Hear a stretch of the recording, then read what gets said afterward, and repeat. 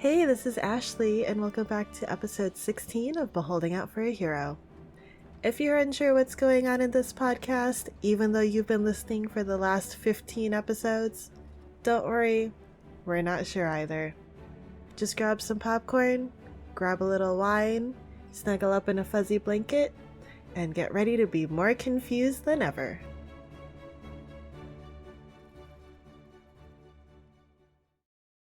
One, two, three, clap. I heard one clap. I only heard two, which, is good enough. I heard a small stagger, but I heard multiple. Yeah, same. Maybe your internet is too good, Elaine. Elaine's in the future because of her internet. Yes. Oh, and if it matters, John was the late one yesterday. Oh, shit. I have wired headphones this time, so I'll do better, I promise. It was already better. Good job. Hello, everyone, and welcome back to another episode of Beholding Out for a Hero. I am Nico, the DM for this campaign, and today's session question is, what's your favorite Pokemon? And my favorite Pokemon, easily, hands down, has to be Squirtle Squad Squirtles, specifically. Yes. So valid, so valid. As a kid, my favorite Pokemon was Pikachu. I was obsessed with Pikachu, but, Squirtle Squad is where it's at. There's a picture of you holding Pikachu as a little baby. Yeah, that was my family portrait picture, because apparently I wouldn't be parted from this giant, it was like a pillow-sized Pikachu. Oh, Very, very cute. I had Pikachu everything as a kid. Hi, I'm Raina. I play Jam. We all know her. And my favorite Pokemon as a kid and even now was always Dragonair. Aw. Because I thought it was just so cool. Very nice, very nice. and yeah, so Popcorn Ashley. Poop. Hello. That's a weird Pokemon. I don't remember that one. I haven't even introduced myself. Technically, by rule of how we do this, I would be introducing myself as Poop, so Hi, my name is Ashley, and I play Do you remember? Miki, the tiefling bard. Or is she? She is, don't worry. My favorite Pokemon is technically Totodile, because crocodiles are adorable monsters and I love reptiles. But honestly, it's Alohan Dugtrio. Dug Trio's nice. Wait, do you know what the Alohan Dugtrio is, Elaine? I never played that one, but I know that there are region-specific Pokemon in certain games. Alohan Dugtrio have blonde wigs. Nice. It's not even like, it's like it's not like just a wavy wig. Is it like Justin Timberlake hair It's from so the 90s? cute. Hold on, I'll just post the picture. Please. Yeah, I don't think I've seen this one either. It's so cute. Honestly, based on the theme of the music we've been playing, it really fits ABBA very well. Yeah, I was just gonna say ABBA's looking a little different. Popcorn John. Oh boy. My name is John, and I play Major Sergeant Patches, the teddy bear paladin. And I have a few Pokemon that I really like. I used to be really into Absol because I was an edgy little guy, and I just think he's neat. But recently, my favorite, I think, is probably Blaziken. I just like him. Nice. I can't explain it. I also have a deep love for Trico. But, there are just so many good Pokemon designs, so it's hard to pick. They do have very similar body shapes. They do. I guess I'm into the weird furry bait ones. I just think it's cool because Blaziken could kick the shit out of me, and he kind of looks like he's wearing Jinko jeans. I genuinely hope that furry is not going to be one of our tiles on the bingo card. Don't bring it up again. I never will, I promise. Tentacles, ooh woo. No, we don't. We don't need to become that podcast, okay? Hi, I'm Elaine. I play Kitty with an IE, our human artificer. Squints. My favorite has been Arcanine for the longest time. I was a Houndoom fan for a while, but Arcanine was always my favorite. Yeah, you know what? That's so valid. I've always wanted to hug one. They're so fluffy. I would love having a perpetually Growlithe form one because it's the face. It's so cute. And thank you everyone for staying both on prompt and also introducing yourselves. On prompt is a Good things happen when I read my script that I have right in front of me. Today's session summary is going to be done by Ashley. Take it away. woohoo! Hey everyone. Technically, last session we harassed more people in the town, and by we I mean, of course, Jem. I didn't harass anyone. Oh, no, wait. Yes, you did. Mhm. You harassed two Oh, wait. people. You tried to fight them. Checks notes. Oh, wait, just a minute. We harassed them across town. It wasn't even one district. It was That's true. multiple District districts. harassment. I was thinking about the nice professor we met, and I was like, I'm such a nice person. Sorry, continue. No, you were really polite to authority last time, which is honestly really out of character for you.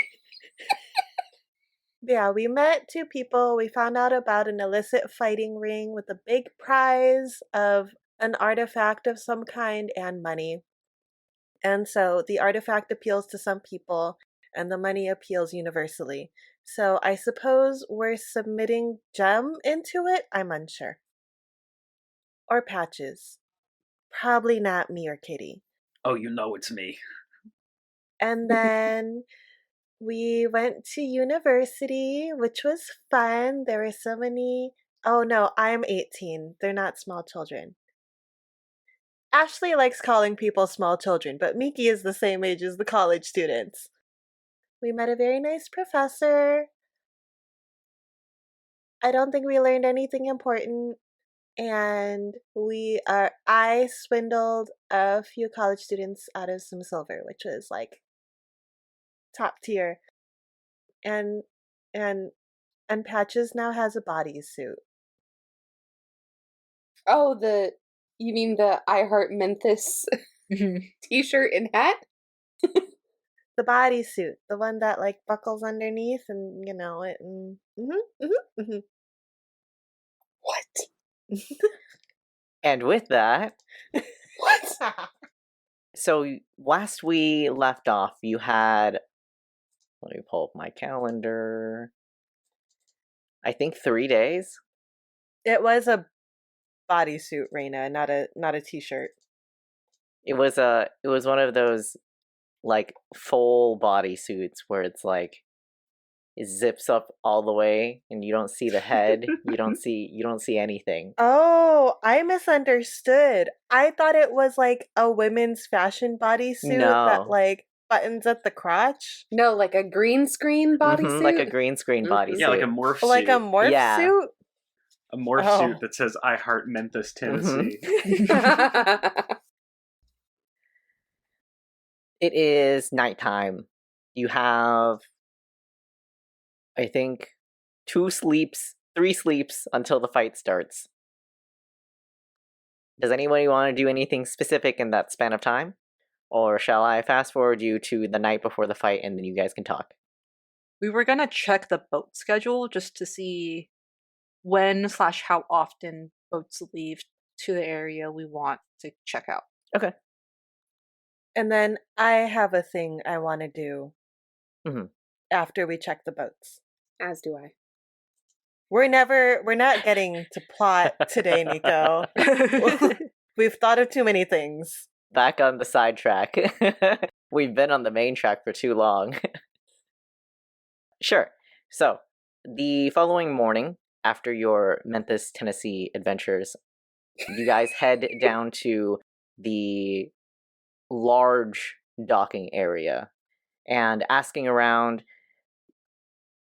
for trips to Kabara. Yeah.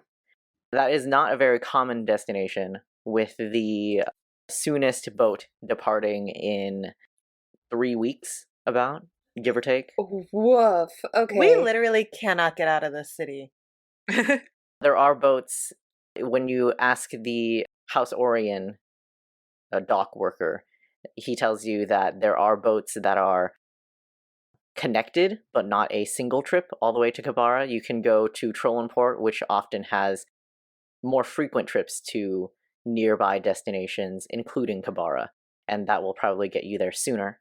Regardless of what, like, direct or indirect route you take, he estimates that your trip will be at least 1,000 gold pieces, if not more. Oh, per person? Ouch. If you're taking a House Orion galleon.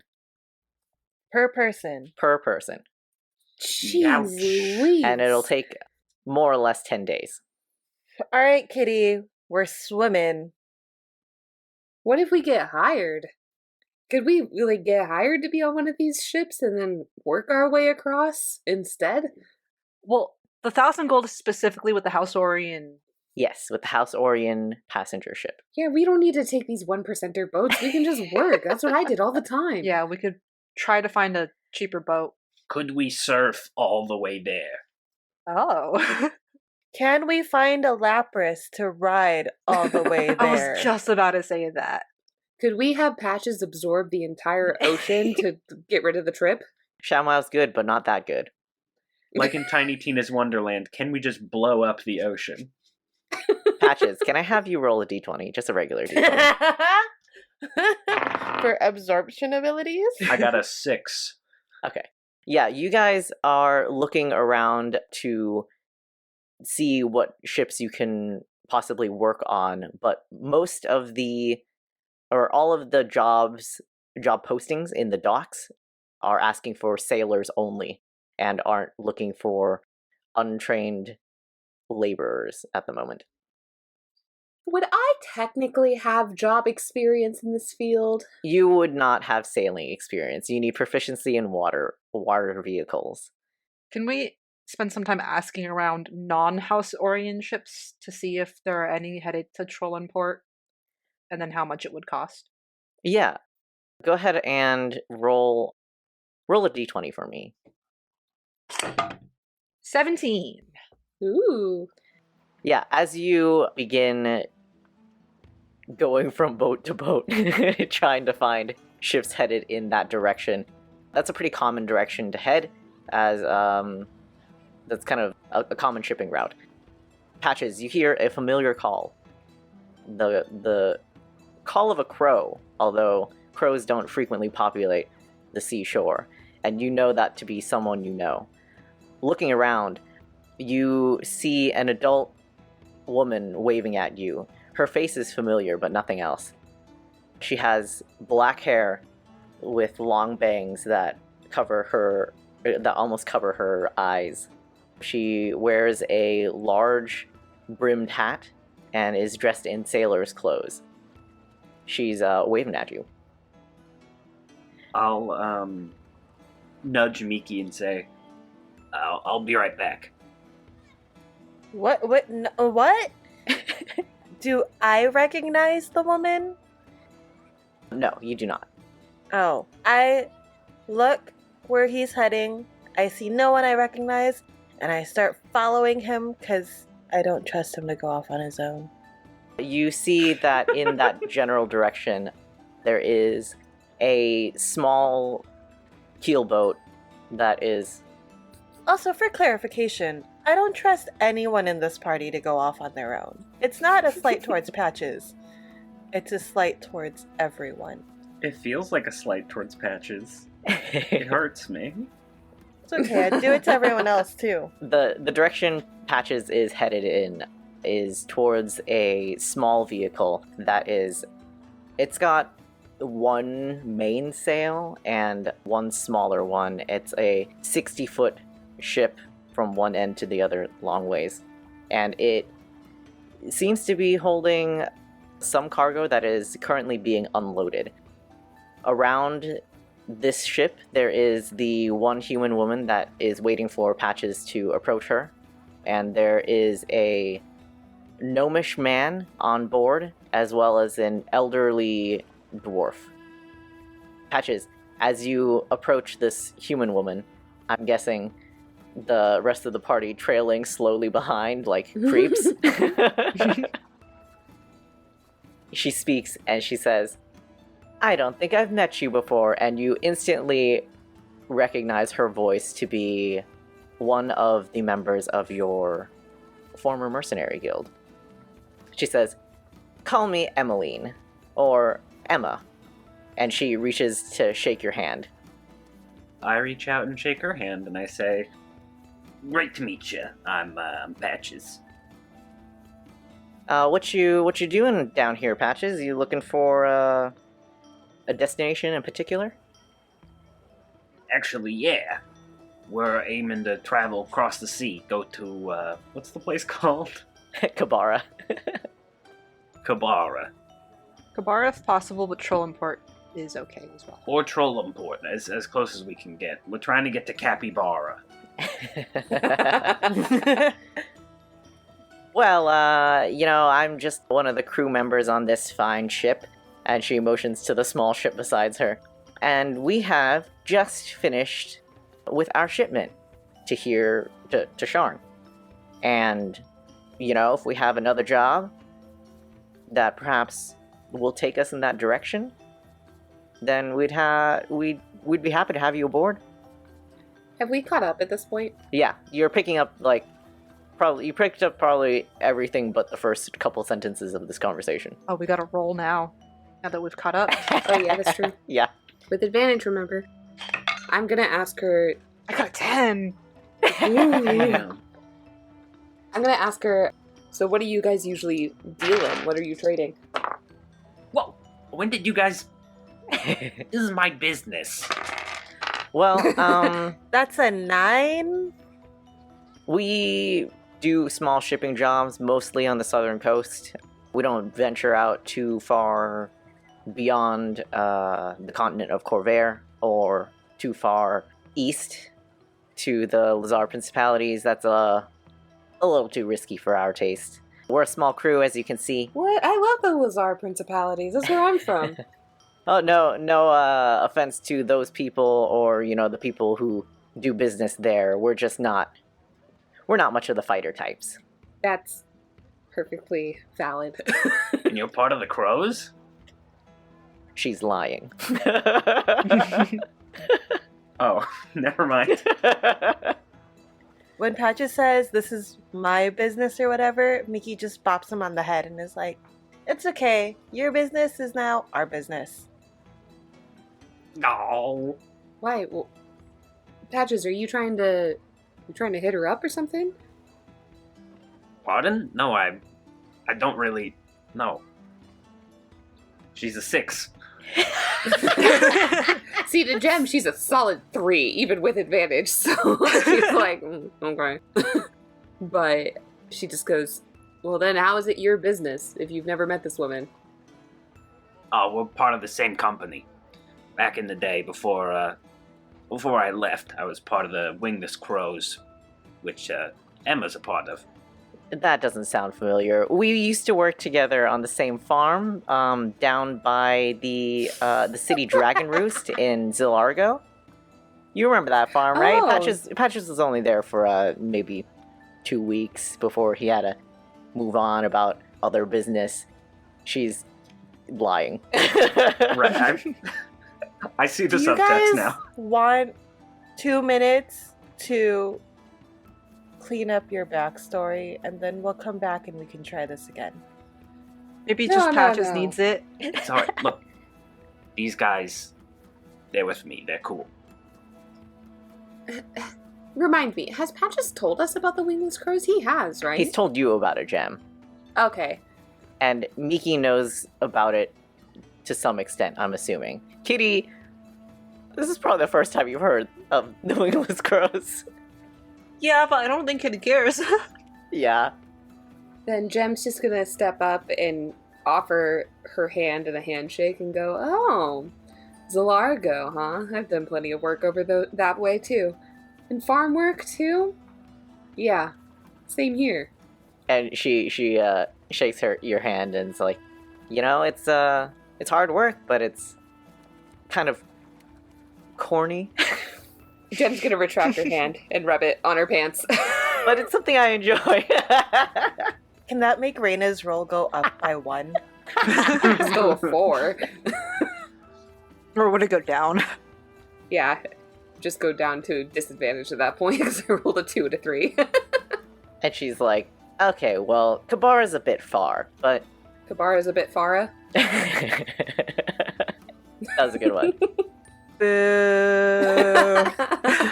Let me talk it over with my crew. I'm not the captain of this ship, but I'll see if I can strike a deal at a reasonable price for an old friend. Sure. As far as you can get us. Yeah, who's captain in the ship? She turns to see the other two on the ship that are currently finished unloading what little cargo they had aboard this relatively small ship. And she waves at them and shouts, "Xanabar! A word?" Is this a name I recognize? No, this is not a name you recognize. As you are looking at the gnome and the dwarf aboard the ship, neither of them look familiar. And the gnomish man comes over and puts his hands in his pockets as he walks, and he says, "Yeah, what can I do for you?" Well, you see, these lovely folks want to get to Kabara, and I was thinking maybe we can, do them a favor if they do us a favor. You see, we've been looking to purchase these brand new sails that are real special, but, real special things come at a price. And we are almost there, but we could use a little monetary help. And, Insight check. Sure. Go ahead and roll an insight check. Ooh, not good. 8. She's being honest as far as you can tell. Yeah. And, maybe pay for some of the good stuff. And you know, Patches, that Emma likes to drink. And the gnomish man kind of nods as he's listening, and he says, "Yeah, if you can vouch for them, Emma, sure. We're about 250 gold pieces short of purchasing those sails, and we could use a couple of extra hands, maybe some restock on some of our supplies on aboard, and sure, let's make it a trip." Give us a few nights and we'll have some cash for you. We have some work lined up. When were you thinking of leaving? 4 days about, right? That's our earliest. And he pulls out this notebook from his pocket and says, "Kabara's gonna be a long trip. That's gonna take about 40 days, maybe a little less." Jeez Louise. Is that all right with you? If you can take us all the way. I don't know the geography of Eberron well enough to know if our best bet is just to go straight there by boat, but if it is, this seems like a pretty good deal. For some reason, I think we had decided it was. I don't remember why, but I remember us saying that rail car was not an option. Oh, because you... Yeah, because you had to go through the Mournlands, yeah. Oh, yeah, okay. And we probably can't afford an airship passage. Airship is really fucking expensive. Like, you thought the boat was expensive, the airship's more expensive. Can I seduce someone to get us some tickets? To marry someone again? That's a different story for a different time. If you ever get desperate, just know, y'all, I got game. Yeah, that worked for us. Our other option is to take a rail car through the Mournland, and frankly, I don't want to do that. Yeah, this sounds like a bad time. Well, my name is Xanabar, and that's Emma you've already met, and aboard the ship is Thiranin, and as you guys are idling about, you see that she is an elderly dwarvish woman with white hair that's held Oh. back by a wide brim hat and a white beard to match. She looks tired. Oh, Nice. everyone roll for Xanabar and Threnin. Yeah, how old is Xanabar, approximately? Xanabar's a bit older, middle-aged gnome. Silver Fox? Yeah, more or less. I got a 5 for Xanabar. Yeah, same. Well, he's a 5. Yeah. Mickey is like tentatively attractive to everyone on this boat. Threw in and got a 8 for Kitty. Yeah, she got a 9 for Gem. Make that make sense. You must have that Meryl Streep quality. And this small boat is the Woodlark. Oh, I love that name. It's so cute. Yeah, that's a good name. Another bird. If you need anything between now and then, you can find us at the Wet Eagle. Okay, sounds good. Wingless crows, wet eagles, woodlarks. Soggy chickens. Soggy chickens. He then asks for everyone's names and everyone introduces themselves. Yeah. Hello, fellow human. I'm Kitty with an IE. And he kind of is confused at that, but nods. Gem's gonna try and give really firm, burly handshakes to each of them. Patches doesn't try to, he just does. It's innate. How does Patches' grip strength work without bones? Articulating fingers. Do we have to do this? Patches' anatomy, cross off. The way it always does, it's like he's made of pure muscle. He just tenses. So, you folks looking to leave as soon as possible? 4 or 5 days, about. Not more than a week. Yeah, I need to clear my leave of absence, I think, with a few people first. I see. Well, I'm not exactly sure on how long it takes to get enchanted sails set up. I haven't worked with them before, but if it's anything like changing out a regular sail, it shouldn't be too long after we have all the funds for that. Great. How long are we going to be in Kabara? Have we discussed that at all? Nope. Are we straight up taking a 40-day trip for an afternoon and then coming back? Well, it depends on how long it takes for us to find the cloud. How are we going to capture a cloud? I have to think about that. Condensation. A jar? A jar. I have to find a big jar then. But yeah, I don't know, because we don't know where the artifact is. How big is Kabara? Kabara's pretty big. Are you folks looking for a round? Round trip, preferably. Oh, I thought it was one way. Yeah, because we don't know how long we'll be there, right? And we don't know if something else will happen that'll draw us further into the continent. I guess that's true. Do you want to come back to Shard? I mean, Shard's been my home for the last year and a half or so. So, yeah. It's hard to just, even with everything that's happened, to just go, okay, see ya, and never come back. Well, I mean, not never, but I feel like a break from the city would be good for you. Maybe. My home has been the open road. Country roads?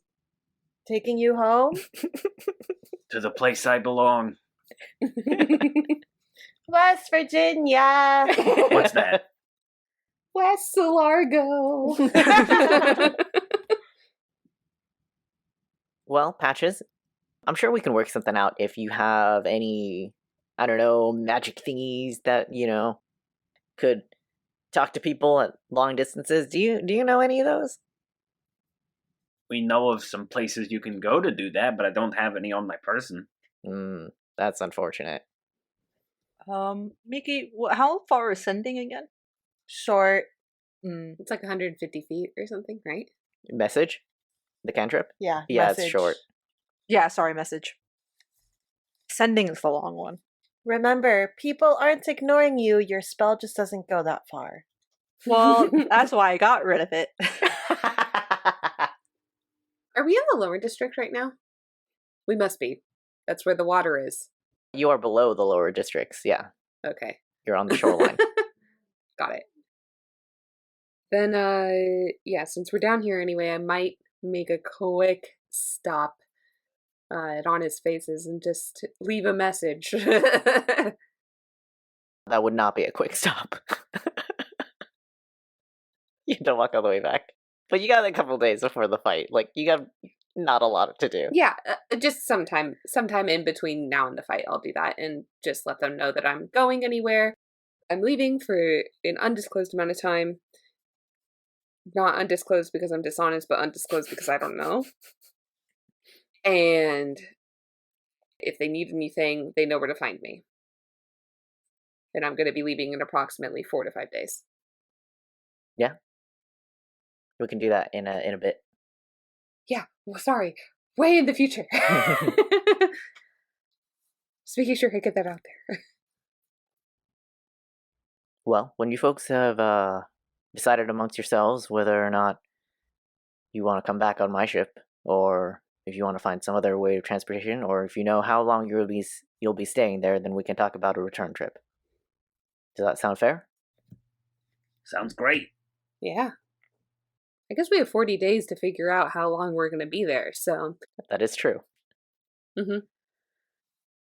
It was lovely meeting you, meeting some of Emma's friends, but we do need to make this delivery now, so come along, Emma. And she waves you all goodbye as they all join the Dwarvish woman to move this cargo from off their ship to somewhere else. Well, now that that's settled, do you guys want to do anything before the big fight? Baskin Robbins. I mean, Baskin Bobbins. Yeah? Miki wants to do a thing. Whether or not other people come with her is up to them. What's Miki gonna do? Yeah, it depends on how personal you're going to make it sound. And how nosy everyone else is feeling. Miki needs to go find herself after seeing the college students have a purpose in life. No. Do you think college students have a purpose in life? I can assure you they do not. Miki's gonna follow up on a lead she got from some ghosts about another tiefling that was talking to them, and she is intrigued. So, going back to the district she was in while doing her research, she wants to see if she can find the same ghosts or find more ghosts who have talked to this Abe, the tiefling guy, and see if she can find out more about him or figure out if he's alive and where she might find him. Okay. Go ahead and roll 2 d20s and let me know both numbers. Alright, well, I am gonna roll 2 oversized chunks. So get ready. Oh, one of these is much smaller than the other. One of Reina's, one of someone else's. Beware, all of Reina's dice are cursed. You don't know that. Reina loves me. Sort of. Kind of. Maybe. It doesn't matter how much love goes into the gift. The curse remains. Yeah. No, yeah, you're right. It was a 5 and a 4. For reference, Reina's dice was the 4. Yeah, that sounds about right. Reina, your dice are going into dice jail. They're really good at rolling single digits, let me tell you. If you need to roll low, roll Reina's dice. Mm-hmm. Actually, no, that they're just bad in my experience. You, of all the spirits that you sifted, they are both unhelpful and don't know of any elderly tiefling man named Abe. I'm gonna start asking anyone who's alive around me if they've seen an elderly tiefling man. No context. Yeah, go ahead and roll just a d20. Okay, 1 minute. Reina's d20 is so large it gets trapped in my dice jail. That's a 12. Nice. Okay, so that's better. It wasn't off your die, Reina. Oh, that's why. Asking around, you don't... Wait, where are you asking around? The same place, but with people who are alive. What district? Or area? Or districts? You know, I'm probably going to ask close to Lower Tavik's Landing, where a lot of people move through. Okay. You are told by... The general consensus that you get from talking to multiple people is that there are not a lot get lost. Why are you talking to me? of the useful information you get. It's like a way. There are not a lot of tieflings in general, although there are more tieflings that live in the cogs, so underneath the lower districts. And that may be where you can find a greater number of tieflings, although no confirmation on your specific tiefling. Well, then I guess I go to the cogs. We've got time. Are you going alone to the cogs? Where's everyone else in this picture? Your business is our business. That's a no. God, I am not going alone. Especially to the cogs, yeah. Gotta make sure you don't get jumped. Yeah, I'll say you spend the rest of the day after you asked about boats to talk to spirits and also to talk to regular people, alive people. And at the end of the day, you reconvene with everyone else to let them know that you're going to the cogs. I'm going to the cogs, you guys. See you later. Wait, no. You're going now at night? Well, I'm curious. Voice from the heavens. You're gonna end up dead. We can just go in the morning when we wake up. But I found a lead. But you'll get shanked if you go now. It's true.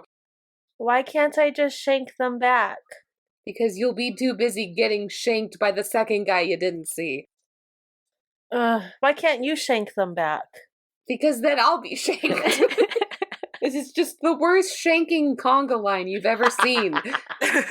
Episode title. Shanking conga line. Shankers travel in herds. It's true. Especially in the cogs. You know how, like, a group of crows is called a murder? A group of shankers is called a Congo line.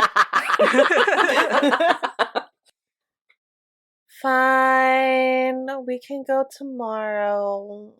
Sorry, Miki, we just don't want you to die. I wouldn't die forever. I also have to try and find a pugilism instructor. What? It's a pugilism. It's like punching. Why can't you just say punching? Why do you need an instructor? Because he wants to be a pugilist. You know that fight thing those guys were training unarmed, and I don't know if it's gonna be unarmed, but if it is, I want to be ready.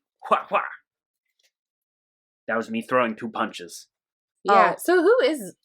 That was the sound of air passing by Patches' fist. He says wha wha as he does it. So yeah, are we both signing up, or Up just to you, just me?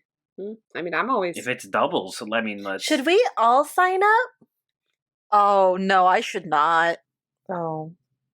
They can probably just sneeze on me and I'll fall over. I mean, we should figure out what kind of tournament it is, you know. If it's like 4-on-4, then, you know, we got this. If it's 1-on-1, I don't want to have to beat any of you guys up. Yeah, did they give us... They didn't give us any information about it, Nope. right? No, they knew nothing. That's right. They didn't. Do you have to sign a waiver? I'm not sure that this is a particularly legal event to begin with. Yeah. Do you have to sign a fake waiver? And then if we do, it's probably at the door, not Yeah, beforehand. it's kind of... Yeah, I doubt they have a legal team, I'm gonna be honest. Yeah. All right. Well, let's get some sleep so that we can go on to the next scene. Now that we're in the future, I will go and leave a message. Yeah.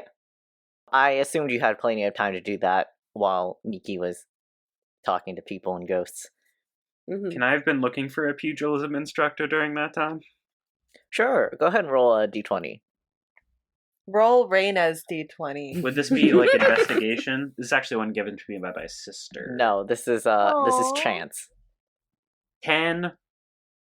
You find one, but you're not sure on how qualified they actually are. I'll skip it. Unless I'm getting Do you good. rate them on Fantasy Yelp? I need to find fantasy Jackie Chan. Or fantasy Ralph Macchio from the Karate Kid. So, it is the following morning, as you have one more sleep before the day of the fight. What are y'all doing today? I was just gonna ask, do you guys want to leave immediately the next day after the fight? Maybe we could. Because then that way, at least if we make enemies in the fight, we can just skip town. Well, afterwards we have to give that guy some money so that he can put his sail together, you know? Yeah, but like, do we want that the day after? Because like the fight's at night, so do we want to go the morning of, and then like if they're ready that same day, we'll leave?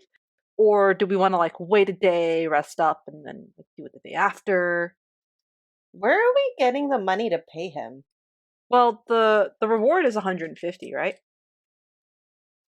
So we're putting that money towards passage. Yes. We would have to, yeah, and then split the 100 between the rest of us if that's all right. I don't have a problem with that. Works for me.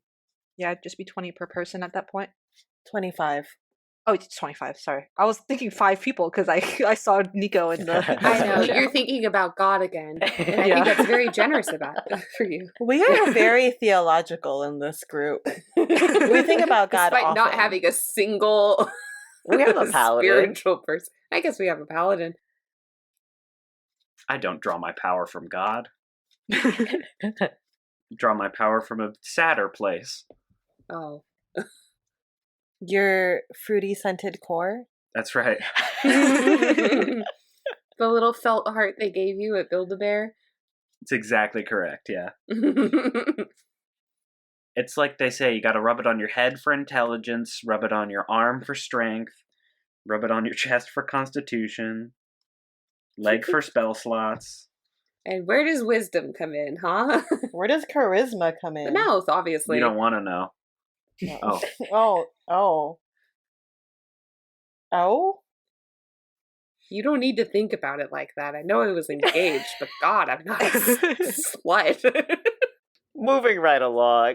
Miki, what are you doing today? Miki's going to the cogs. Goodbye. And No, we're we're all going coming with you. We're going with you, girlie. We're behind her in a line like lemmings. Miki has put a pack on her back, like a small pack. Oh, and as she God. walks out the door, she goes, I'm going to the cogs. Goodbye. Everyone, I just imagine everyone scrambles out the door. Pat just sticks his head out of the bag.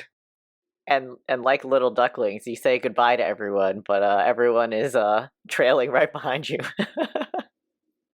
So I don't actually know how to get to the cogs. Oh my God. Weren't we just there for the boat? No, that was on the shore, not underground. Oh, okay. It's the same elevation level, but the cogs would be underground. Would Kitty's feature for where is my feature? My city secrets. Jem's gotta know. Jem and Miki, go ahead and roll history rolls for me, please. Okay. What Kitty wouldn't know? Man. Not any die that's touched the one Raina gave me. That's just an 11 for me. Nat 20. Hey! So, somehow, through reading probably, I don't know, word of mouth, that the entrance to Cogsgate, the most common entrance to Cogsgate, or the most common entrance to the Cogs is in Cogsgate. hence the name. That tracks. That is the biggest and easiest entrance to go down to that level. There are other entrances, although they are sometimes more guarded or just like uncomfortable, versus the entrance at Cogsgate is like a relatively leisurely set of stairs. Navigating through what you know, it is relatively easy to find the entrance to Cogsgate, as there are labels in that district and also a lot of foot traffic going in and out.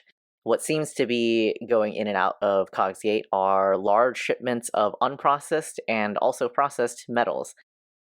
I'm assuming that nobody has been here before. So, going down into the district, you immediately notice that there is a large temperature difference. It is quite warm in the district that you're now in. It's not like uncomfortably hot, but like it's like if you're wearing a jacket, that's definitely going to make you sweat a lot. Except for Patches. Patches is always dry. Has no glands. Totally glandless. Does that mean he's also hormoneless? Correct. Okay. Yeah, he's made out of cotton and fabric. Magic. And magic. In the area that you currently see is a somewhat like organized, what you would expect for like a foundry district.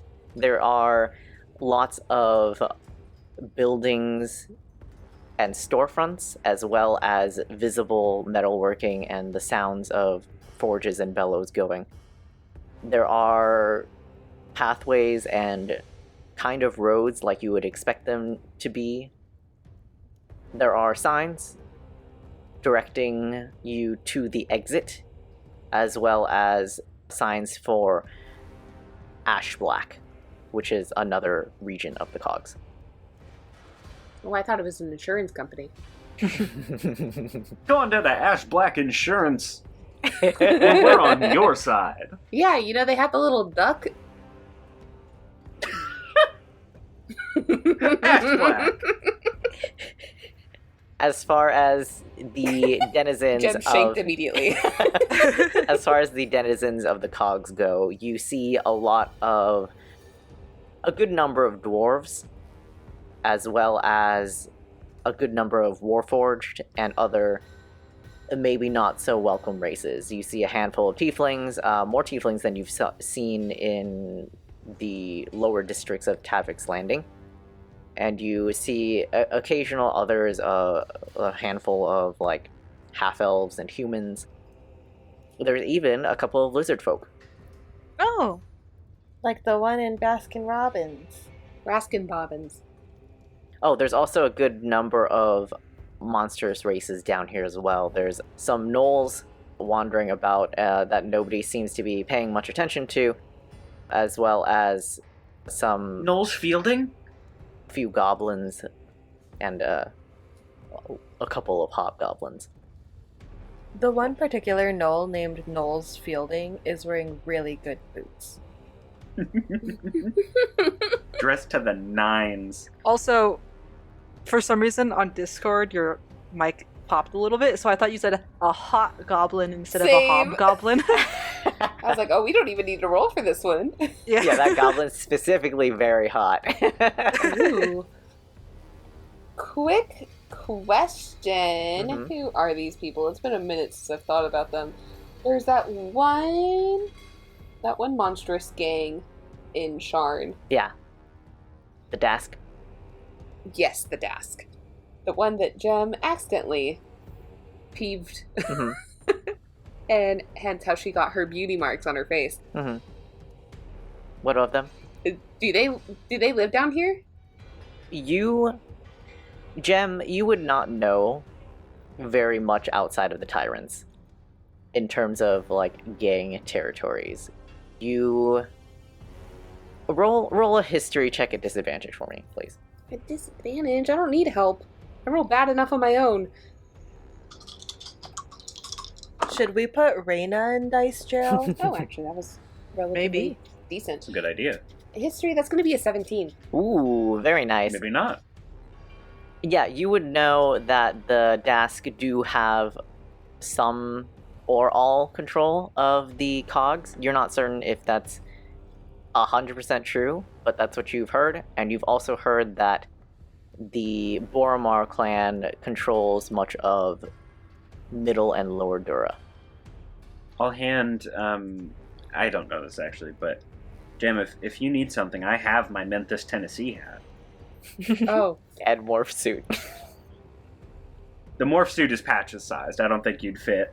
Yeah, that's true. It just ended up looking like a weird, 1910 swimsuit on her, probably. As you guys stand about taking in the sights of the district you are currently in the cogs, you get a lot of, move aside, or what the hell are you doing standing around? What are you looking at? I'm walking here. Yeah, as people try to move heavy carts or things, and eventually you stand, parallel to a building and people start leaving you alone. Although, if you stay there for a long time, you also get funny looks, but nobody says anything to you. While we're down here, Kitty's gonna constantly be keeping an eye out just to make sure we don't get pickpocketed. Same. Surprisingly, you do see some Sharn Watch down here as well. There are occasional guards roaming about. Roll a perception check, both of you guys. I'm going to use this one. Yeah, is a 10 for Kitty. It's going to be a 23 for Jem. Yeah, Jem, you keep a sharp eye out. There are some people that are looking at you guys, watching you guys as you stand there and do nothing, but they make no attempts to approach you. I'm going to square up. It seems like, for the most part, everyone's keeping their distance or minding their own business. Alright, which way, Miki? Oh. Is there any general direction where any tieflings are going? There doesn't seem to be... Well, they're not tieflings specifically, but most of the foot traffic either seems to be going deeper towards the ash black or out towards the surface. That's the main foot traffic. What was the name again? Abe. I'd like to flag down a goblin or hobgoblin and ask them, in Goblin, do you know of in Abe the Tiefling, kind of a spirit medium? I could even go for a spirit small at this point. You get a response in Goblin that's Abe, haven't heard of him. And the goblin keeps walking. Appreciate it. I'm gonna ask whoever passes by, if I were to want to find somebody who could tell my fortune, where would I go? You stop one of the dwarves, and the dwarf just gives a hearty laugh and says, "Ha ha! Down here? No, that wasn't a joke. You'd go up to the surface." Oh. That is fair. That does seem like more of a entertainment district sort of business. Yeah. Yeah, what she said. Yeah, thank you. And the dwarf keeps going deeper down into the ash black. Ooh. I guess I look for anyone that has some sort of amulet or paraphernalia that's more spiritual looking, who's going to be more receptive to that question than the dwarf. Yeah, if you begin wandering around, looking around this district, you see quite easily, because it's quite hot down here, especially as you keep wandering. If you wander towards the signs that say ash black, it slowly rises in temperature to where it starts to become slightly uncomfortable. People are not super religious down here, it seems. There's not a whole lot of open signs of faith, and you don't see a lot of people wearing any religious symbols. Everyone seems to be, for the most part, dressed in as little clothes as it makes them comfortable while working next to the hot forges. And it's kind of all whatever clothes, as clothing around here working in the forges seems to be for practical reasons and prone to getting burned or dirty. Nico, how do we find the cool tiefling? You know, I didn't think you were going to go down to the cogs today, so I don't have an answer for you. I'll let you guys search for the remainder of this day when we come back from break. We'll take a break here and reconvene in 10 minutes. Take a break with us, as I don't remember what the normal outro is. Okay, bye. Ta-da! Quick prep. We don't have a normal outro. Bye-bye. Okay, so Nico, usually I record, mess up, and delete, and I've done this 7 times, so what you're getting is what you're getting. Hey, welcome to the intermission of episode 16. If you're Emily, please don't follow the following advice. If you're anyone but Emily, take a break here, cycle your fluids, grab some more popcorn, grab some more wine, grab another fuzzy blanket, and then when you're ready, press play again.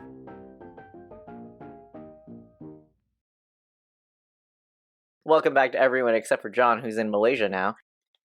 Say hi to all my cousins! Hi, all Ashley's cousins. I'm gonna let y'all search. I'm assuming y'all want to continue your search for this tiefling man. Yes, we will continue our fruitless search. How likely are we to find him based on your level of readiness? If you roll well enough, I'll just have you stumble upon him. Ooh. Okay, everyone needs to put away my dice. Okay, so there's 2 districts that are labeled here. There's the Black Bones that's closer to the surface, and there's Ash Black that's a little further in. Which district are you going to search for him in? You guys can split up if you would like. No splitting up. No shanking. Okay. Well, I say 2 and 2 is fine. Just, you should have a buddy. But if we want to stick... I don't know what's worse in this situation. Being in a group of 4 or just being with one other person. Yeah, as you guys wander about, it is very obvious that you guys do not live here. Yeah, let's split up. You guys have that tourist look, in which, like, you're all always, like, looking around for the signs, and, like, nobody else is doing that. It's very obvious that you don't know where you're going. Alright, we'll split up then. I claim patches. Alrighty. Are you guys splitting up within the Black Bones district or the Ash Black district as well? I thought it was like 2 per district. Yeah. Yeah, we can go in deeper if you want. I was going to say, before we split up, Kitty will do the same thing as we did at the party, where she'll make part of Patches glow. Slightly. Not too obviously. Sure. Let's say we meet back here in, I don't know, an hour? Yeah, I think that's a good plan. Because even if one of us finds him, we can always just meet back up here and then go find him again. Yeah. Anything happens, you make this stop glowing, we'll come find you.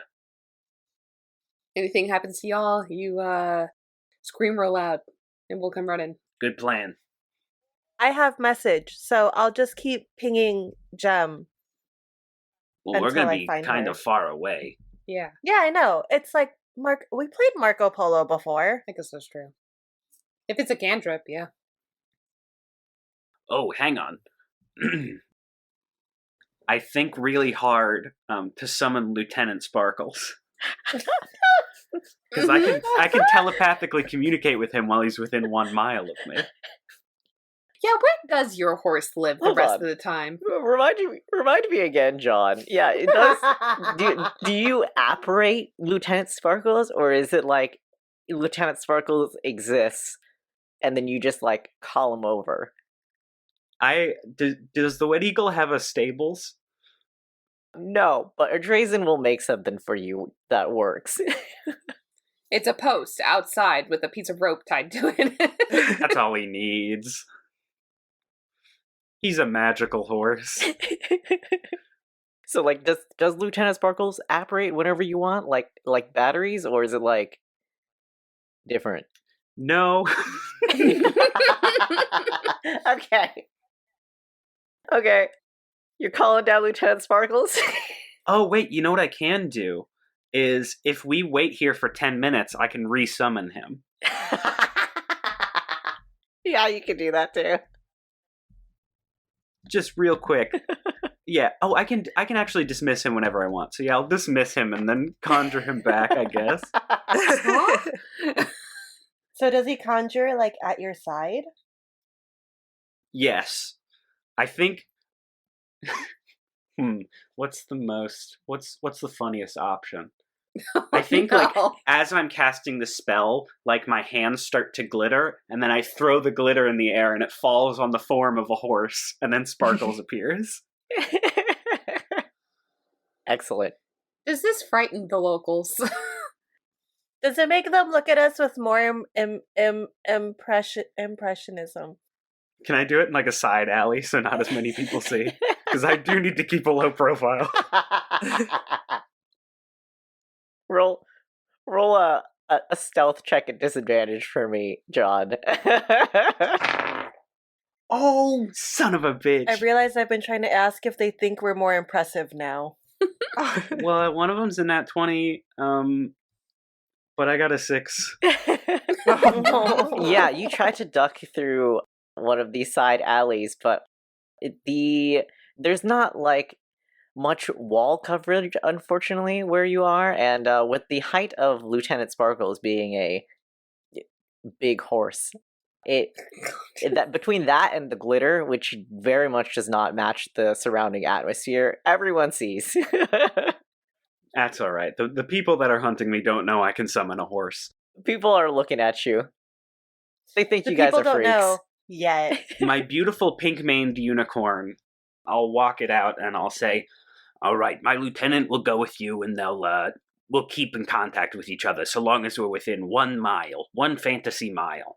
Why do we have to take the horse? Because otherwise I can't communicate with it, because it'll be right next to me and I won't know where you are. That's a bit much. Yeah. We're gonna draw a lot of attention. You're gonna get us shanked in a conga line, Patches. Or I could go off and I just take Lieutenant Patches. Lieutenant Sparkles with me. Yeah, where are you headed? Are you headed around in Blackbones, or are you headed down to Ash Black? With that, Miki takes the horse and leaves. No, this is bad. No, come back. Wait. Oh, no.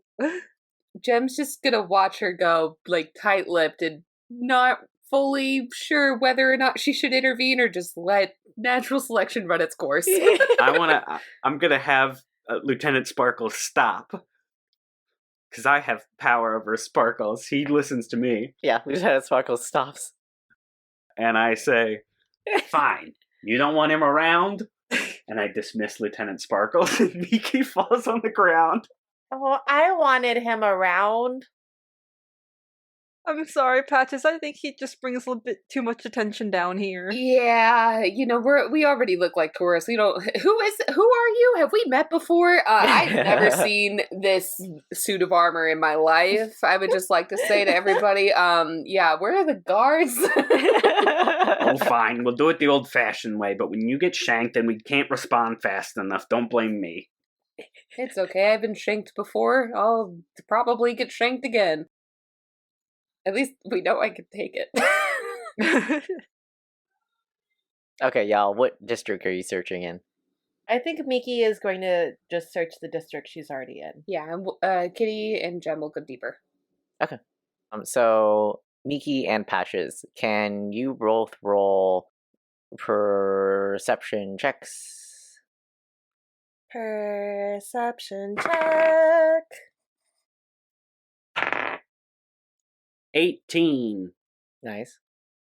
17. Ooh, very nice. So you comb the district of Black Bones for this elderly tiefling with a lot of tattoos on his right arm. I don't know if you remember that, but that is what you've been told. Oh yeah, he's tatted up. He's also red, right? Yes, he is.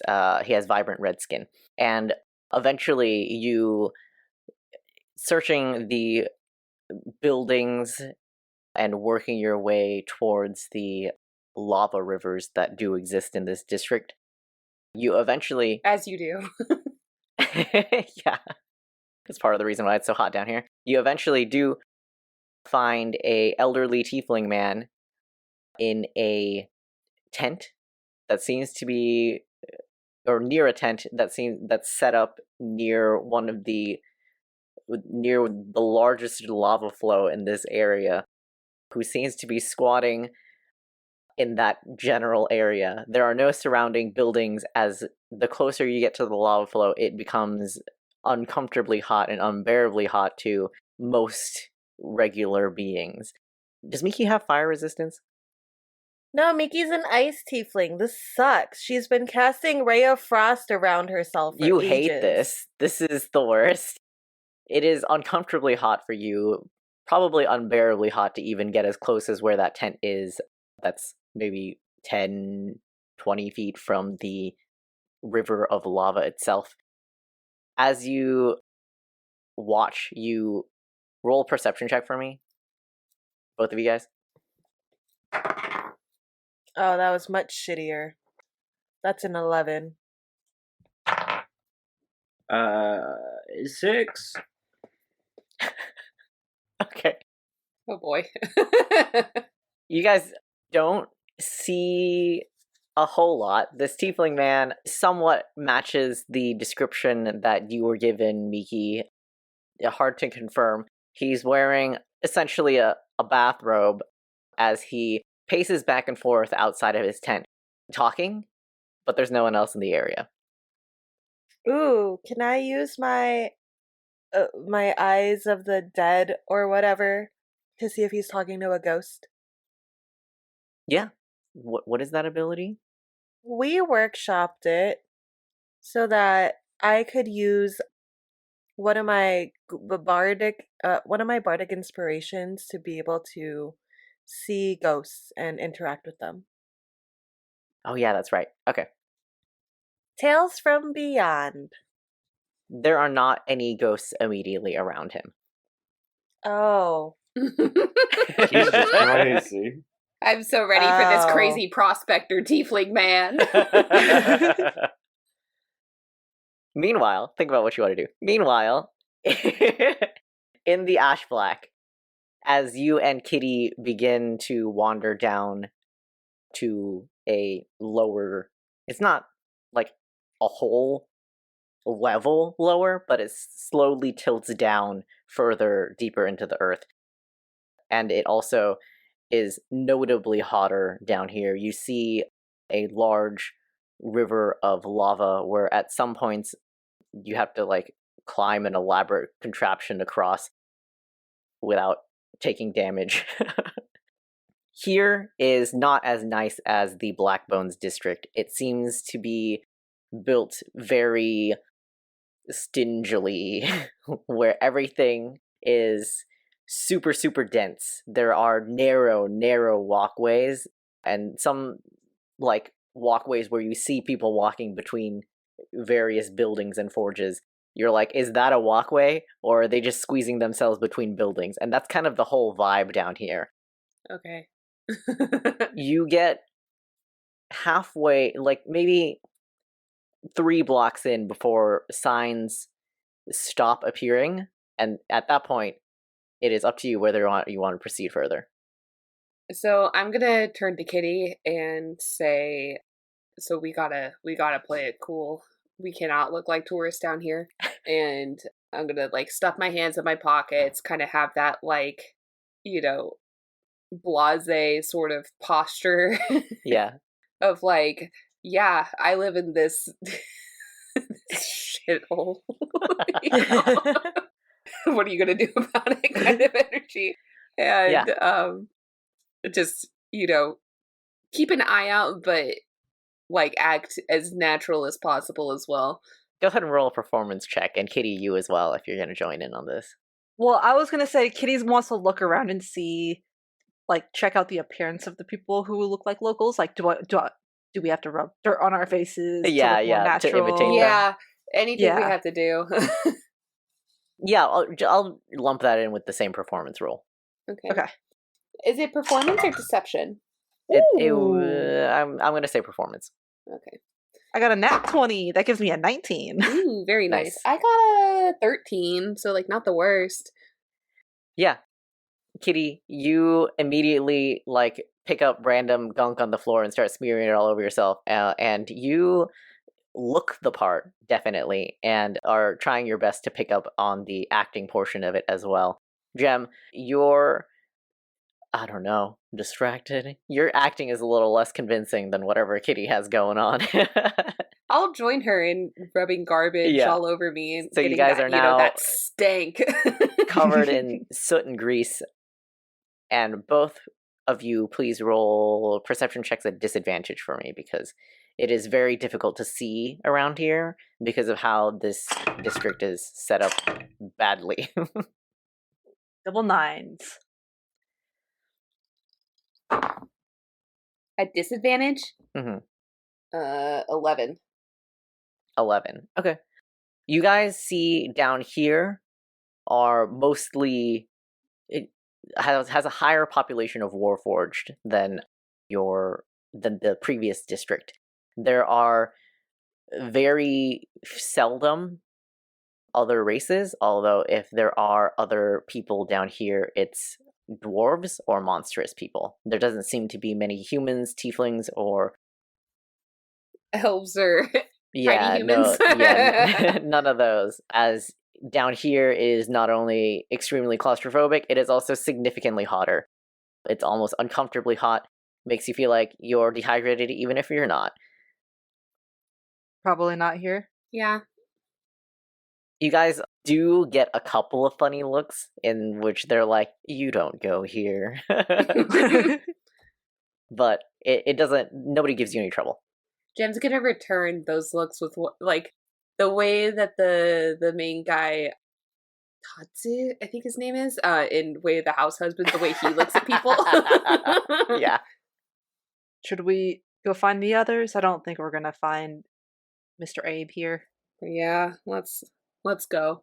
Yeah, after an hour of searching in the areas that still have signs to the surface and to black bones, you don't find any tieflings that match that description. Okay. Back to the other group.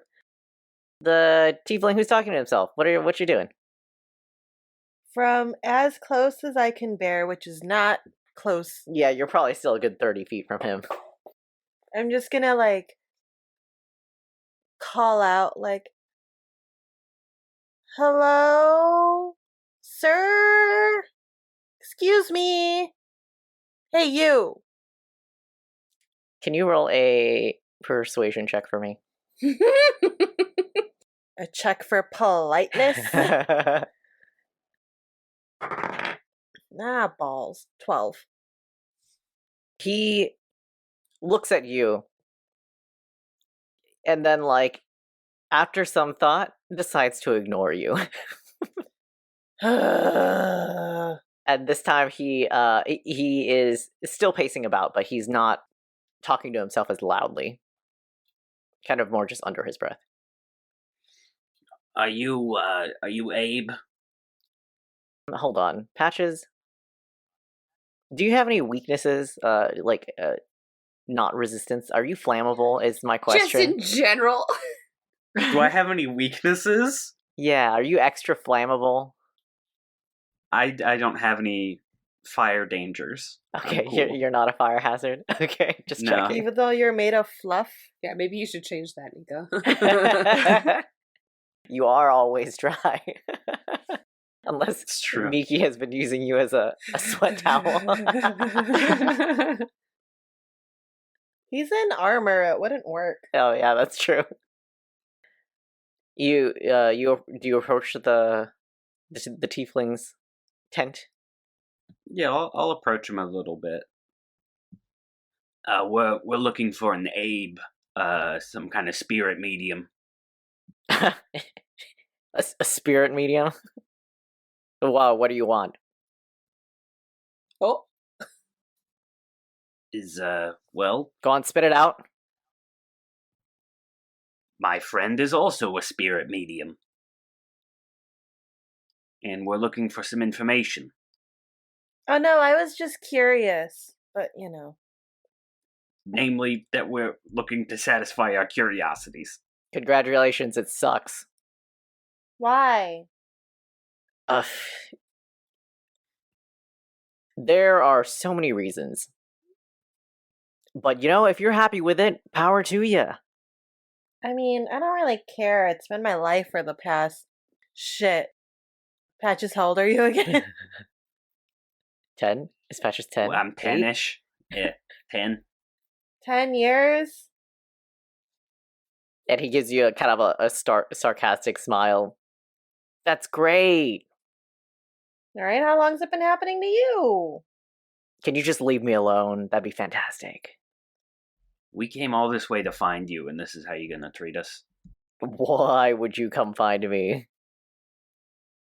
Curiosity killed the tiefling? I've just never met anyone else who does what I do. It seemed kind of cool. Like, woo, there's 2 of us. What, you want like a party hat or something? No, I just want... Well, you know what? Nope, I don't want anything. Fine. Bye. And Miki's just gonna walk away. And he's gonna go back to pacing around his tent, talking to himself. As Ugh. Miki walks away, I just want to walk up to him and... Does he have any, like a chair or something? There doesn't seem to be much furnishing. There is the large tent and some scattered belongings, but no like furnishings. There's a couple of stacks of books. There's a cup. It's pretty basic. I'll just stomp my clanking metal foot, and I'll look at this guy, and I'll say, "You just talked down to one of the greatest people I know. All because you're all bitter because of what this curse has done to you. Well, she's living with it too." Listen, I have better things to do than console your friend. Oh yeah, like pacing a circle. There are things bigger than you and I. Now leave. And I can tell you don't want any help with them. No, I wouldn't want you or your friend to, I don't know, sit around and play nice. You're a sad man.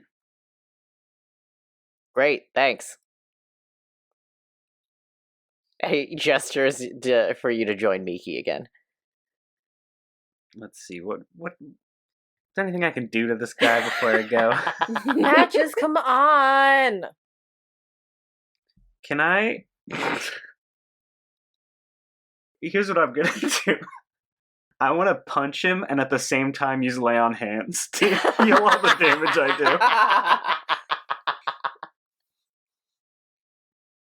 do. Sure. roll a d20. Roll the hit. Go ahead. 18. Yeah, that hits. Mm-hmm. You're gonna kill the NPC. No, he's not. He's That's why casting a he's healing casting spell. lay on hands. I'm immediately healing him.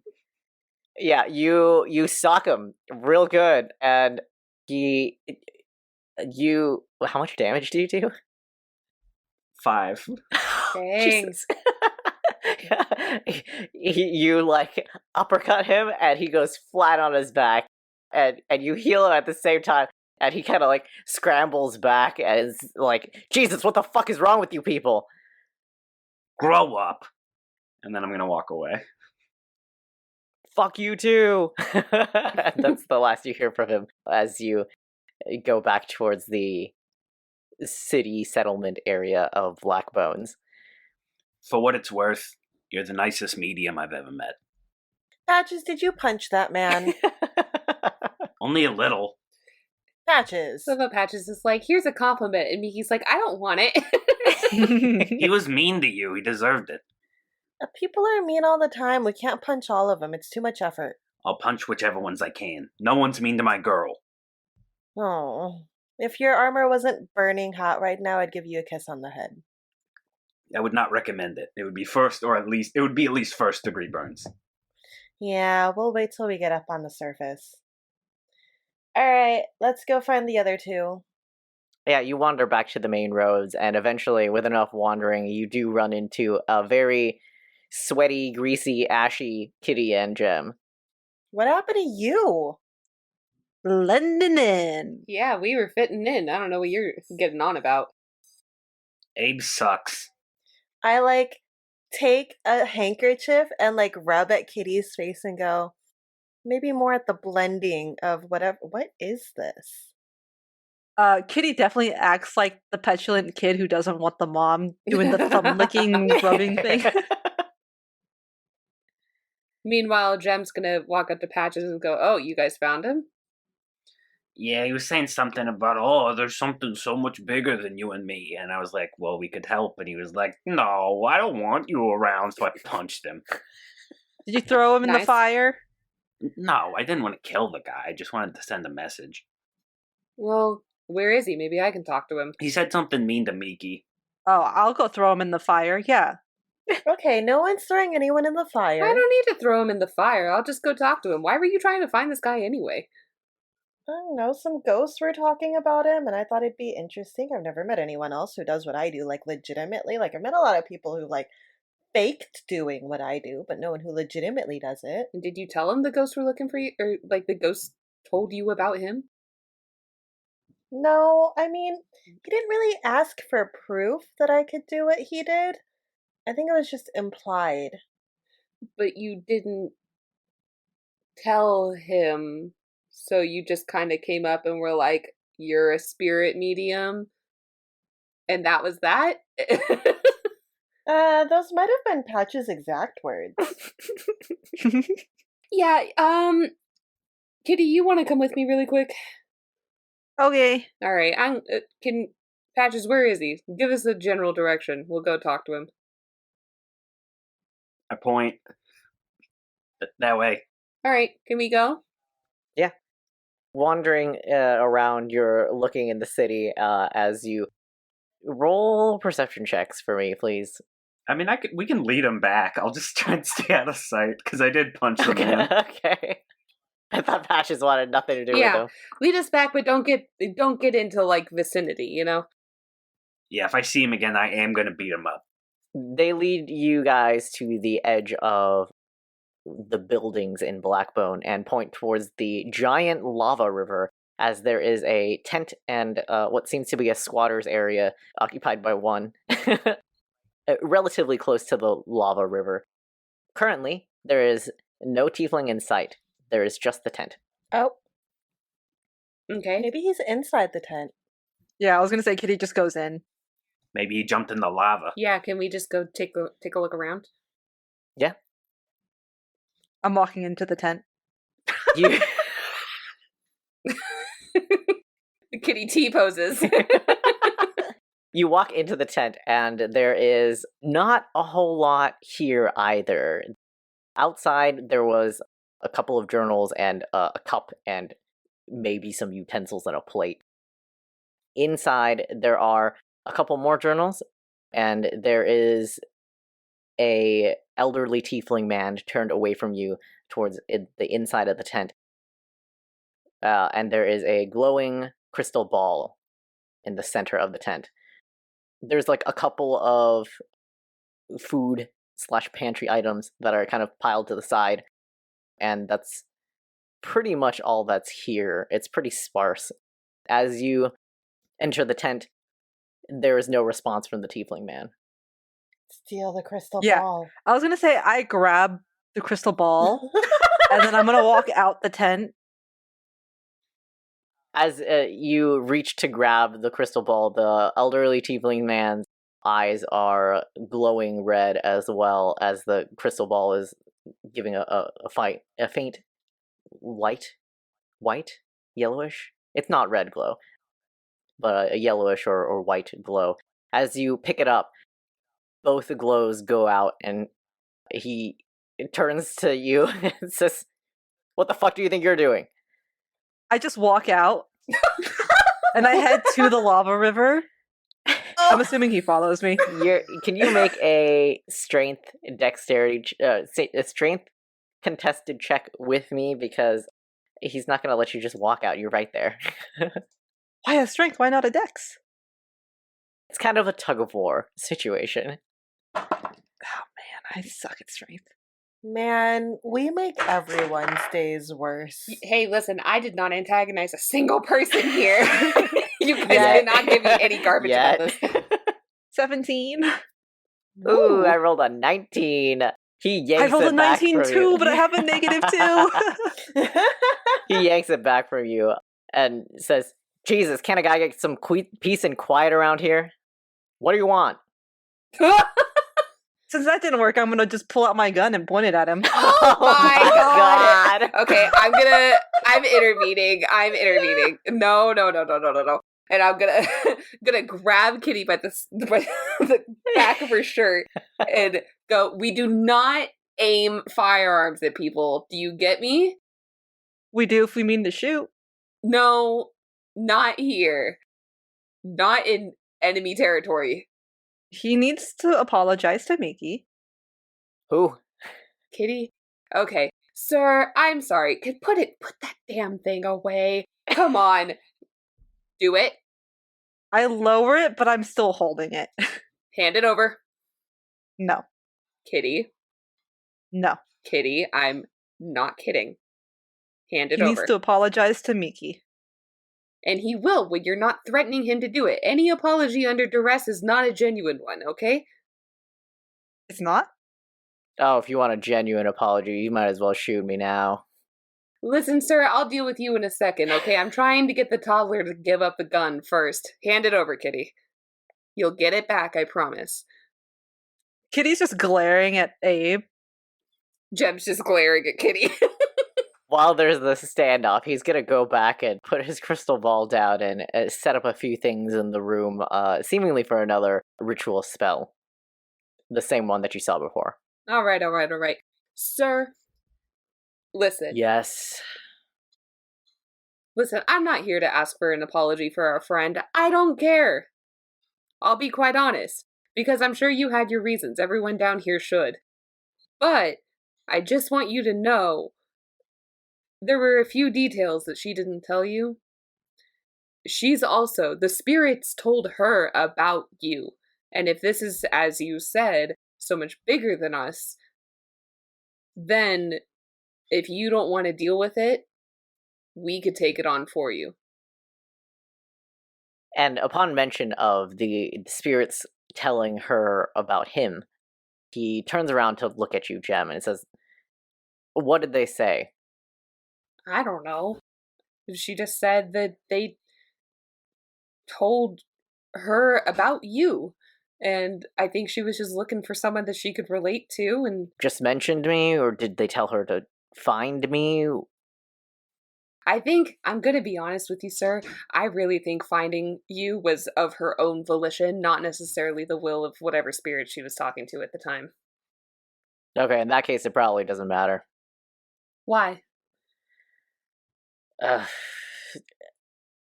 Hey, listen, I'm old as hell too. I get it. I don't like people talking to me, especially random people from the street. But, you know, if it bothers you if so much. I talk to spirits, and she also talks to spirits, and a spirit that has talked to me talks to her, it is possible that that spirit will mention me. Doesn't mean it means anything.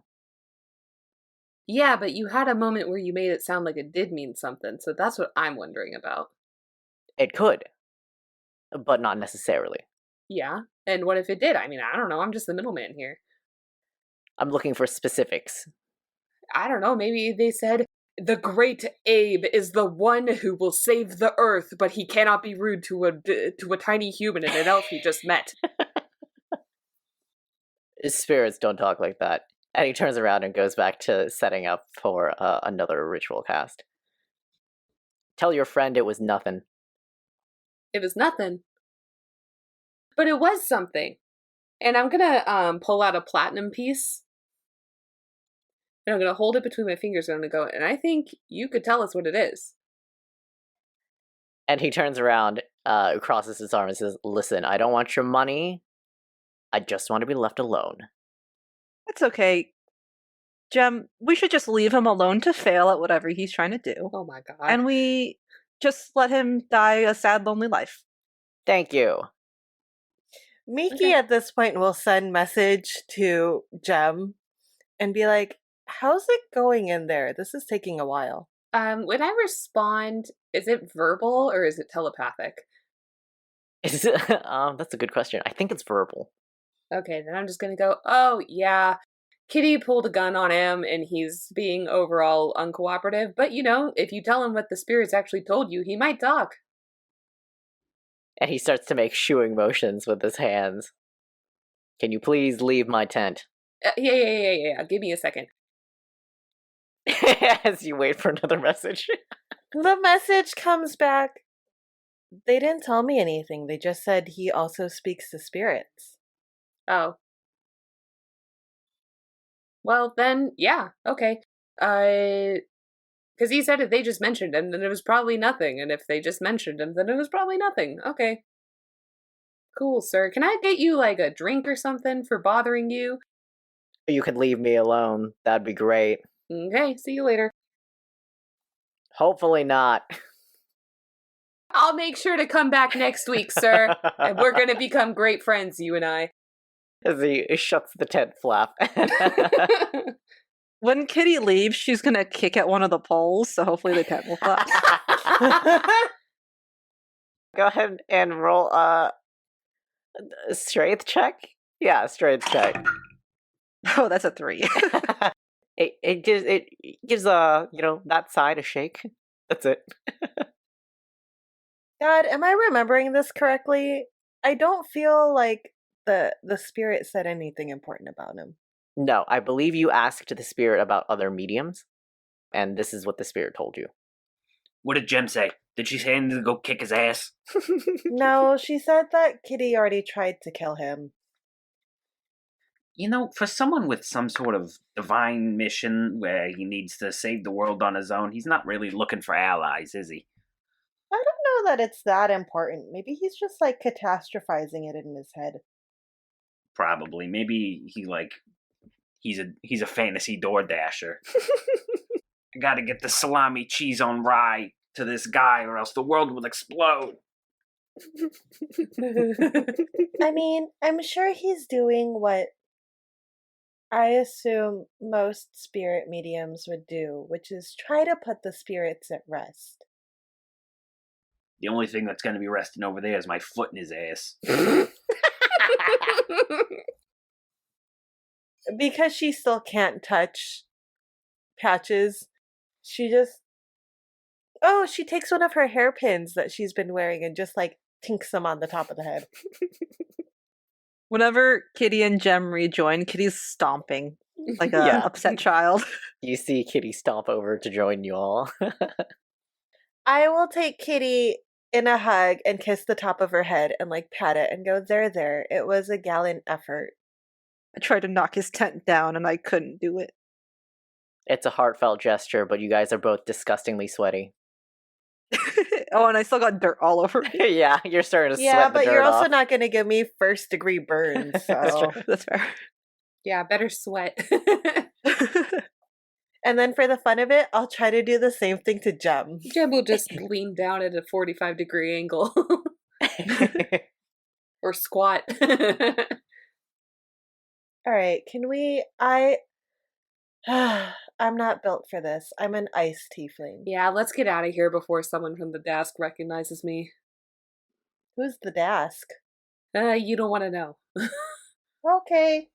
There's just one thing I gotta do real quick, and it's over by the tent, but it's not in the tent. Patches, if you go back over to the tent, I will... What spells do I have at my availability today? Patches, if you go back over to the tent, I will make you go blind for an hour. Oh my Or a god. minute. This is the most benign thing I can do. Patches, if you go back over to the tent, I'm gonna cast a great necromantic spell on you. Patches, if you would go back over to the tent, I will cast Hypnotic Pattern. You will just be staring at it for a minute. Patches, if you want to go back to the tent, I could turn you invisible and they can't find you. Kitty! Kitty, no. Whoa. I couldn't kick it down, but Patches can. All right. We're going to Raskin Bobbins. We're gonna go harass some lizard folk who are earning minimum wage. We're gonna have a nice evening, okay? All right, let's go. Okay. Miki makes sure her group of gremlins is walking in front of her so no one can double back to the tent. Hey, I'm not looking to cause trouble. I want to leave. She's making sure her two gremlins and one reasonable other adult for the day are walking in front of her so no one can double back to The group tent. has 2 brain cells. Miki is constantly in possession of one, and the other one bounces around. Listen, if we cause problem in Dragon Eyes, that's no problem, because I live there. I get it. But down here, no. You guys all make it back to the Raskin Bobbins of your choice with the same sad minimum wage lizard folk person there serving What's you. their name? Yeah, did we ever roll for the lizard folk? We're not doing a scene here. Yeah, you guys get the name of the lizard folk person. Oh, I didn't. I rolled with advantage. You can roll for hotness. I'm not generating anything.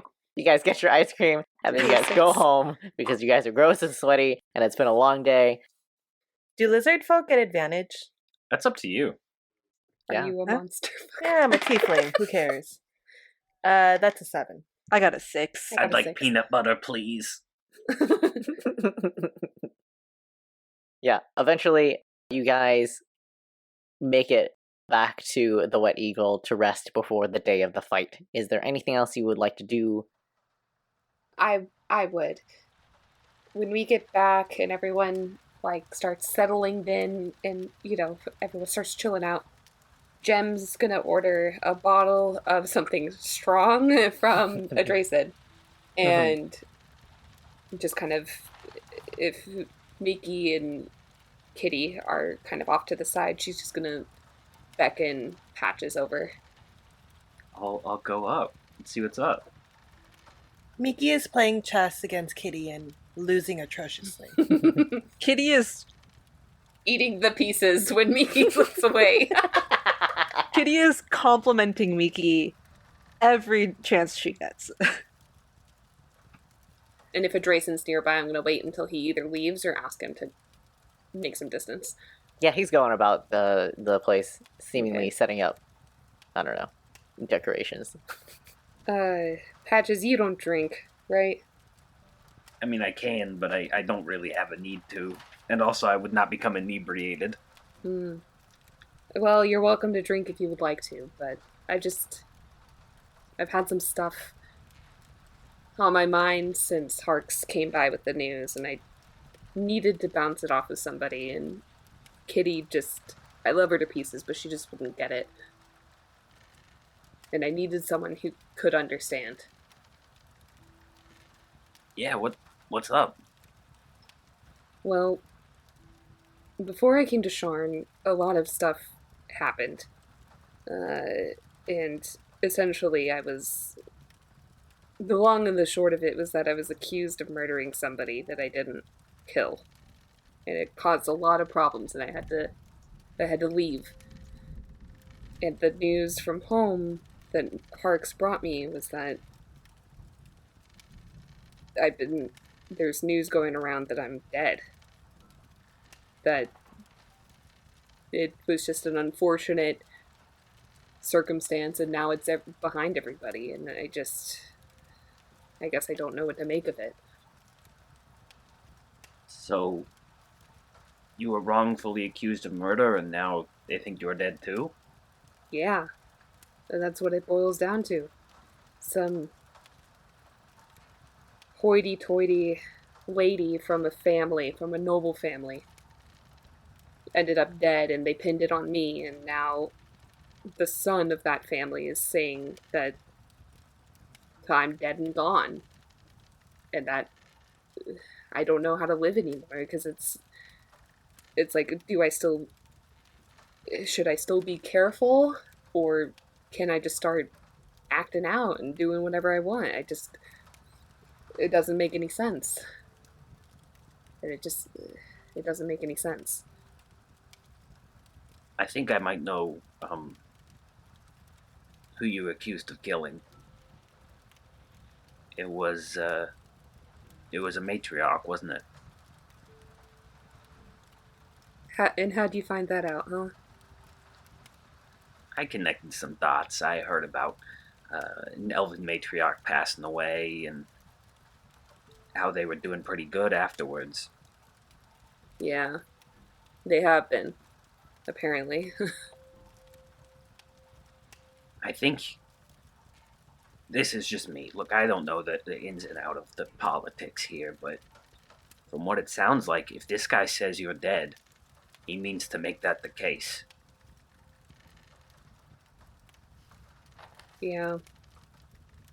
And it's been, God, what, 2 years? If not more? 4 years? It's been 4 years already. And does he think I'm dead, and now he's just trying to say that to, alleviate all the worries about me? Or is it just, I mean, I can never go back there. It is what it is. It's just, I don't know, mercenary to mercenary. It just doesn't sit well with me. Wouldn't sit well with me either. If someone assumed I was dead, people say that because they're either scared that you won't show up or they're hoping you will. That's a circular statement. They're either scared that you will show up or they're hoping you will. Either he wants to find you and either kill you, use you as a symbol, capture you, or he's really hoping you keep your mouth shut. Yeah. And now we're going to be kind of heading back that way. Between you and me, just based on what I know about politicians, probably killed his mom, took her place. Yeah. I've been thinking the same thing for years, trust me. So, while we're there, you want to, blow this guy's spot up, I got your back. Well, thanks for that, Patches. It's nice to know, I'm not as crazy as I think I am. It's just, I think it's, confusing more than anything. And a challenge in a lot of ways. Whenever Dad was going through something like this, Mom would always make him fire ants on a log. You want to see if a Drazen can make those? Hold on. Mom and Dad? Yeah. You have parents? Mom and Dad. Sort of. Mom put me together, and Dad was the breadwinner, Ah, okay. Sure. Jim takes a shot.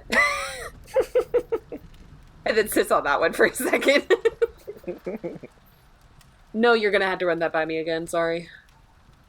Oh, well, I don't like to talk about it too much, but my old family in Sire, I got put together by the mom, whose name I definitely have somewhere.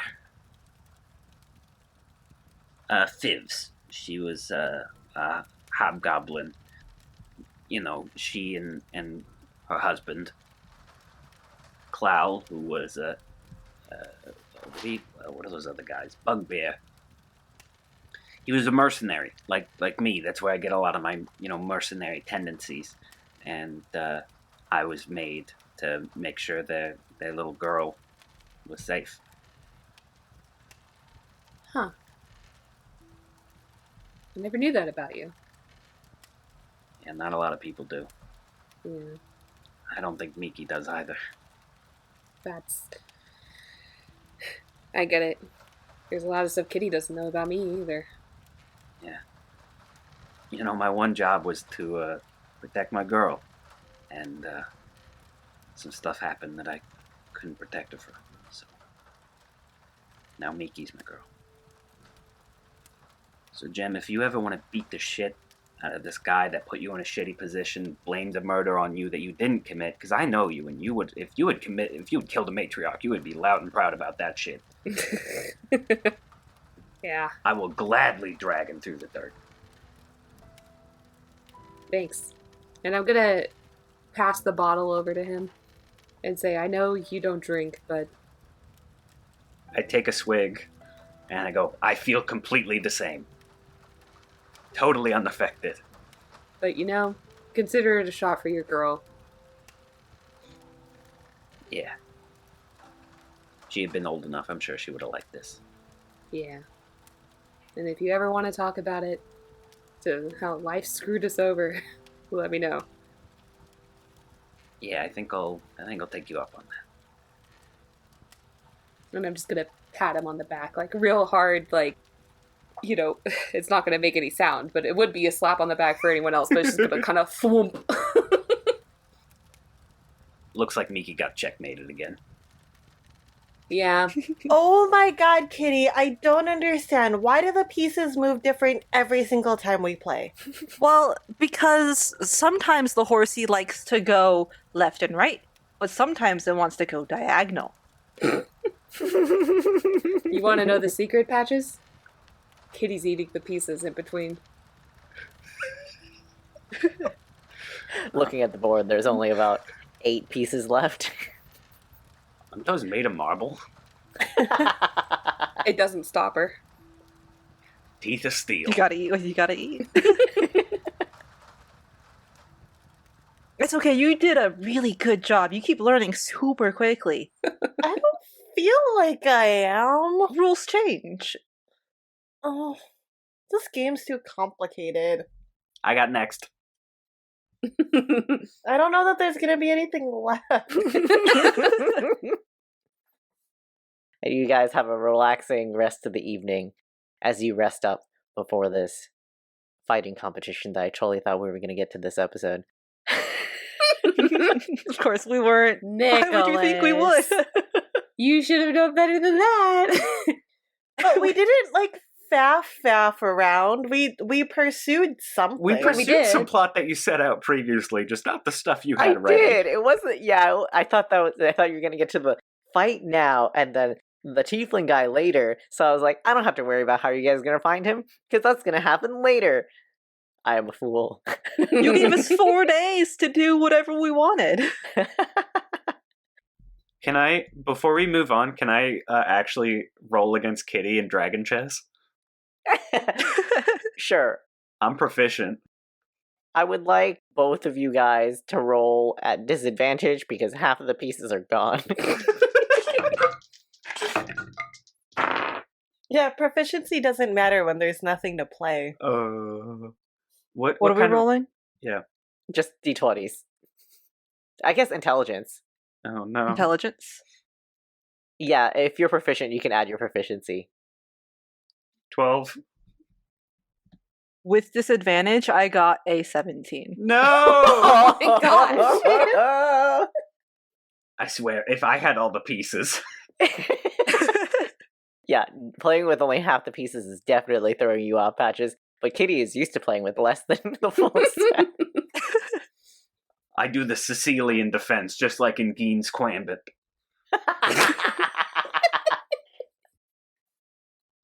And you can join us again in 2 weeks as we actually get to the fight.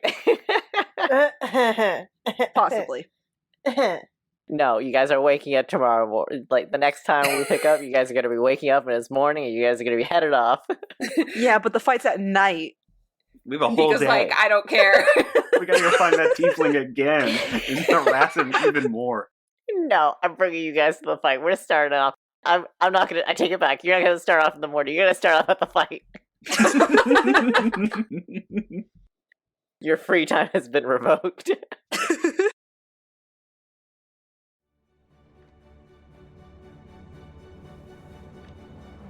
Hey, you reached the end of the episode. Whether or not you liked the podcast episode, because at this point you've listened through the whole almost 2 hours and you really don't have a choice, give us a follow on Instagram at Beholding Out for a Hero, and optionally also on TikTok before it gets banned by the US government at Beholding Hero. If you like our content, we don't have a Patreon, although you could go on YouTube and like and subscribe to our channel as well, although I don't remember the handle off the top of my head.